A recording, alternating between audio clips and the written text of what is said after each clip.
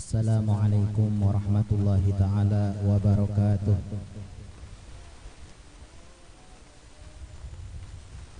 Alhamdulillah alladzi hadana lihada wa ma kunna linahtadiya laula an hadana Allah. Allahumma salli wa sallim ala sayyidina Muhammadin miftahi babi rahmatillah adada ma fi ilmillah salatan wa salaman daimaini bidawami mulkillah wa ala alihi wa sahbihi wa man wala. Alhamdulillah, kita bersyukur kepada Allah Subhanahu wa taala. Hari ini Allah Subhanahu wa taala mengumpulkan kita di tempat-tempat kebaikan. Disebutkan di dalam sebuah hadis Rasulullah sallallahu alaihi wasallam bersabda, "Idza aradallahu bihi khairan yufaqihu fid din." Kata Rasulullah sallallahu alaihi wasallam, apabila Allah Subhanahu wa taala menghendaki kepada seorang hambanya untuk mendapatkan keberkahan, kebahagiaan di dalam hidup dan di dalam dunia dan akhiratnya, yufaqihu fid din, maka Allah Subhanahu wa taala giring hamba tersebut untuk duduk di tempat-tempat mulia yang seperti ini. Galal ulama mengatakan hadza mantuq hadis. Mafhumnya apa? Mafhumnya apabila Allah Subhanahu wa taala tidak menghendaki kepada seorang hamba untuk mendapatkan keberkahan di dalam dunia dan akhiratnya, tidak menghendaki kepada seorang hamba untuk mendapatkan kebahagiaan dunia dan akhiratnya, maka Allah Subhanahu wa taala haramkan orang tersebut untuk duduk di tempat-tempat mulia yang seperti ini. Mudah-mudahan berkat kita berkumpul di tempat ini, Allah Subhanahu wa taala turunkan banyak rahmat kepada kita, dan Allah Subhanahu wa taala jauhkan kita daripada bala musibah. Amin amin ya rabbal alamin. Sering kita mendengar di dalam Al-Qur'an Allah Subhanahu wa taala berfirman, fariqum fil jannah wa fariqum fis sa'ir, bahwasanya kelak di akhirat ada sekelompok orang yang masuk surga dan ada sekelompok orang yang masuk neraka. Mudah-mudahan kita masuk surga berataan. Fariqun fil jannah wa fariqun fis sa'ir wa fariq wa minhum saqiyun wa sa'id. Di dalam ayat yang lain kata Allah Subhanahu wa taala, kelak di akhirat ada orang yang untung, ada orang yang celaka. Mudah-mudahan kita untung seberataan. Rasulullah sallallahu alaihi wasallam di dalam kitab Al-Isti'dad di Yaumil Ma'ad, beliau mengatakan alamatus sa'adah arba'atun. Tanda orang yang untung di akhirat kata Rasulullah sallallahu alaihi wasallam ada 4. Karena sebaratan kita pasti karena babulik minat turab ila turab. Kita dijadikan oleh Allah Subhanahu wa taala dari tanah, suatu saat akan kembali ke tanah. Sebaratan kita pasti akan yang menemui yang namanya innalillahi wa inna ilaihi raji'un. Kullu nafsin dha'iqatul, setiap orang pasti mati, cuma selamat atau kada pasti. Seberatan orang pasti akan menemui yang namanya kematian, tapi kada seberatan orang yang selamat. Rasulullah sallallahu alaihi wasallam mengatakan alamatus sa'adah arba'atun. Tanda orang selamat kena di akhirat kata Rasulullah ada 4. Mudahan kita kawan menggawi keempatnya beratan. Yang pertama adalah dzikrul dzunub al-madhiyah. Tanda orang selamat kelak di akhirat adalah dia selalu ingat akan dosa yang pernah dia kerjakan. Seberatan manusia pasti mempunyai kesalahan. Al-insan hul khatawan wan nisyan, yang ngarannya manusia pasti pernah melakukan kekhilafan dan kesalahan. Ngaran manusia pasti bisi salah. Yang kada bisi salah itu malaikat saja. Karena malaikat diciptakan oleh Allah Subhanahu wa taala akal aja. Malaikat tah akal aja diciptakan. Makanya mulai awal diciptakan sampai hari kiamat malaikat ibadah terus. Kadada malaikat lapah beribadah, kadada malaikat pakawinan jar, kadada malaikat anu kelaparan, kadada malaikat kehausan gara-gara beribadah kada. Kenapa? Karena malaikat itu diciptakan oleh Allah Subhanahu wa taala hanya akal aja. Kemudian adapun hewan diciptakan oleh Allah Subhanahu wa taala nafsu, akal kada diciptakan. Makanya latih kucing kada tahu kuitan, kada tahu paninian, kada tahu pada tuan untuk terus ya kan. Kucing kada ada akalan, nafsu jadi diciptakan oleh Allah Subhanahu wa taala. Nah, Kemudian kata ulama, manusia diciptakan oleh Allah Subhanahu wa taala akal dan nafsu. Akal dan nafsu. Apabila ini manusia nih, apabila akalnya mengalahkan nafsunya, maka manusia tersebut lebih mulia daripada malaikat. Kita nih, akal kita mengalahkan nafsu kita, maka kita lebih mulia daripada malaikat. Tapi sebaliknya, apabila nafsu kita mengalahkan akal kita, maka kita lebih hina daripada binatang. Mudahan kita selamat pada taat. Nah, jadi alamatus sa'adah arba'atun. Kata Rasulullah sallallahu alaihi wasallam, di akhirat itu tanda orang selamat di akhirat ada 4. Yang pertama adalah dzikrud dzunub al-madiyah. Selalu ingat akan dosa yang pernah ia kerjakan. Ingat akan dosa. Amun orang tuh mau ingat akan dosa, pastinya mau minta ampun, pastinya mau beristighfar, minta ampun lawan Allah Subhanahu wa taala. Itu dikatakan oleh Abdullah bin Abbas. Kata Abdullah bin Abbas bahwasanya aku melihat Rasulullah sallallahu alaihi wasallam setiap kali duduk beliau kada kurang minta ampun, beristighfar kepada Allah Subhanahu wa taala 100 kali. Itu Rasulullah, ghufira lahu ma taqaddamat min dzambihi wa ma ta'akhkhar. Seandainya nih Rasulullah sallallahu alaihi wasallam mempunyai kesalahan, pernah berbuat dosa, sudah diampuni oleh Allah Subhanahu wa taala. Rasulullah dijamin surganya oleh Allah Subhanahu wa taala. Beliau kada kurang membaca istighfar, minta ampun kepada Allah Subhanahu wa taala setiap kali duduk 100 kali. Ya kita ya paling kada labihi lah ya kan. Labihi sehari itu ya paling kada 1000 kali kah, 2000 kali kah, ya terserah ya. Intinya adalah tabaja istighfar. Karena amun orang mau membaca istighfar kepada Allah Subhanahu wa taala, berartinya sadar bahwasanya inya beisian dosa. Ulama mengatakan, ujar beliau, kita tuh setiap hari itu jangan kada tabaca sayyidul istighfar. Tahu sayyidul istighfar lah.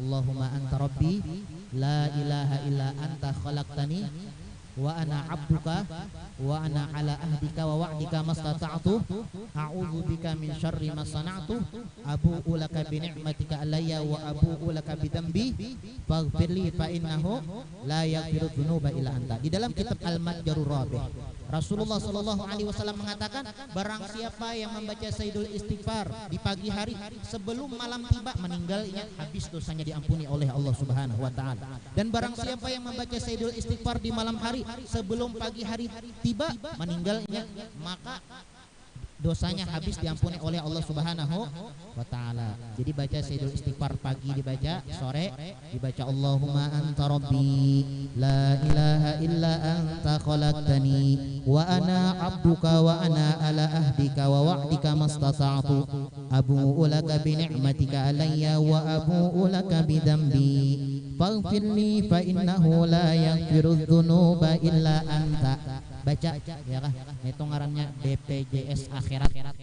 Hendak selamat di akhirat nih baca sayyidul istighfar. Nah, jadi yang pertama tanda orang selamat kena di akhirat, dzikrud dzunub al-madiyah, selalu ingat akan dosa yang pernah ia kerjakan. Kemudian yang kedua, tanda orang selamat di akhirat adalah nisyanul hasanat, lupa akan ibadah yang pernah ia kerjakan. Jadi dosa itu kita dianjurkan untuk mengingat, adapun ibadah atau amal kita dianjurkan untuk melupakannya. Jangan beribadah bapadah-padah. Aku alhamdulillah kada pernah tertinggal sembahyang tahajud. Bapadah itu lawan kawan. Nah, ini tanda orang celaka. Bapang tanda orang selamat kayak apa? Ibadah itu disembunyikan. Kalau perlu dilupakan. Aku jangan di kampung sini, jadi di kompleks ini siapa yang paling hebat, yang paling cangkal beribadah, rasa-rasanya aku aja. Nah, ini tanda orang celaka. Ya kan? Tanda orang selamat kayak apa? Lupa akan ibadah yang ia kerjakan. Jadi mau hendak selamat di akhirat, lupakan ibadah yang pernah dilakukan. Itu yang kedua. Kemudian yang ketiga, tanda orang selamat atau untung kena di akhirat adalah nadharuhu ila man dunahu fid dunya. Memandang masalah dunia kepada orang yang di bawah. Memandang masalah dunia kepada orang yang di bawah. Amunnya memandang masalah dunia kepada orang yang di bawah, timbul rasa syukur. Alhamdulillah, dua jadi bisikan daraan. Tupang kawan kada bakandaraan lalu. Nah ini ngarannya memandang masalah dunia kepada orang yang di bawah. Amunnya memandang masalah dunia kepada orang yang di bawah padanya, maka itu adalah tanda orang itu kena untung di akhirat. Amunnya memandang masalah dunia kepada orang yang di bawah padanya, timbul rasa syukur, untung juga aja, alhamdulillah juga, syukur juga. Kita bisi kendaraan yang lain kan kada bakandaraan. Jadi pandang masalah dunia kepada orang yang di bawah. Amun memandang masalah dunia kepada orang yang di bawah, untung kena di akhirat. Tapi amun memandang masalah dunia kepada orang yang di atas padanya, itu kena celaka kena di akhirat. Kita bisi kendaraan aja aja. Begawi bihimat tambahi lagi begawinya aja supaya nak kayak orang juga toh. Tulak haji tiap hari. Nah tiap hari. Orang tiap tahun jadi tiap hari tulak haji. Ya teh deh ketinggian apa ngarannya angan-angan ya kah? Tulul amal ketinggian kehendak ya kah? Nah jadi amunnya memandang masalah dunia kepada orang yang di bawah, timbul rasa syukur. Tapi amun memandang masalah dunia kepada orang yang di atas, timbul tomak, timbul rakus, timbulnya mengajar-ngajar dunia sampai kada ingat lagi lawan ibadah. Makanya tanda orang yang untung di akhirat, pandang masalah dunia orang yang di bawah pada kita. Itu yang ketiga. Kemudian yang keempat, alamatus sa'adah, tanda orang yang untung kena di akhirat adalah nadharuhu ilaman fauqahu fiddin. Memandang masalah akhirat kepada orang yang di atas. Memandang masalah akhirat kepada orang yang lebih hebat pada ini. Amun memandang masalah akhirat kepada orang yang di atas, orang yang lebih hebat daripada ini, maka timbul semangat di dalam ibadah. Anujar kita nih membaca salawat seratusannya. Tuh kawan kita 1000, ada yang sampai 10.000, ada yang sampai kada bebatas lagi membaca salawat. Nah, ini ngarannya memandang masalah akhirat kepada orang yang di atas. Amun memandang masalah akhirat kepada orang yang di atas, timbul semangat beribadah. Oh, jar kawan tuh sembahyang tahajud terus, aku harus lebih hebat daripada ini. Oh, kawan bersedekah terus, aku lebih banyak pada ini. Oh, kawan membaca Al-Qur'an tiap hari sejuz, aku harus lebih hebat padanya, aku 2 juz. Oh, kawan membaca salawat 1000, aku 2000. Nah, ngarannya memandang masalah akhirat kepada orang yang di atas. Amunnya memandang masalah akhirat kepada orang yang di atas, maka timbul semangat di dalam ibadah. Orang yang memandang masalah akhirat kepada orang yang di atas, itu adalah tanda kena di akhirat adalah orang yang beruntung. Kemudian sebaliknya, alamatus syaqawah, tanda orang yang celaka, tanda orang yang sial kena di akhirat. Siapa? Memandang masalah akhirat kepada orang yang di bawah padanya. Contoh, kita ini untung juga Pak sembahyang, untung juga sembahyang, tupang si anu tuh, si Pulan tuh ada bahasa sembahyangan. Nah, ngarannya memandang masalah akhirat kepada orang yang di bawah padanya, timbul koler. Kita untung juga baca salawat 100 kali, tupang kada baca sama sekali. Nah, kakak itu ibadah jadinya. Jadi amun masalah akhirat pandang kepada orang yang di atas. Amunnya memandang masalah akhirat kepada orang yang di atas, maka timbul semangat di dalam ibadah kepada Allah Subhanahu wa taala. Tapi amunnya memandang masalah akhirat kepada orang yang di bawah, timbul koler beribadah kepada Allah Subhanahu wa taala. Alamatus sa'adah, tanda orang untung ada 4. Yang pertama, selalu ingat akan dosa. Yang kedua, lupakan ibadah yang pernah ia kerjakan. Kemudian yang ketiga, masalah dunia pandang kepada orang yang di bawah pada kita. Kemudian yang keempat, masalah akhirat pandang kepada orang yang lebih hebat daripada kita. Tanda orang celaka karena di akhirat berbalikannya.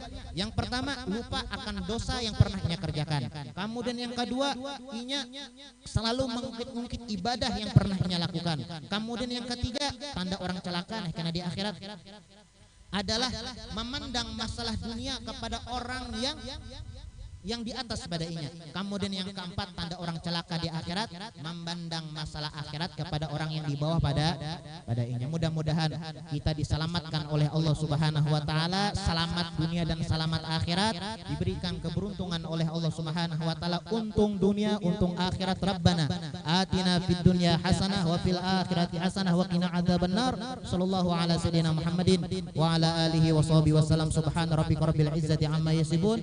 Salamun alal mursalin walhamdulillahi rabbil alamin. Ini saja yang dapat Al-Fakir sampaikan. Imtithala amr wa billahi taufiq wal hidayah. Assalamualaikum warahmatullahi wabarakatuh.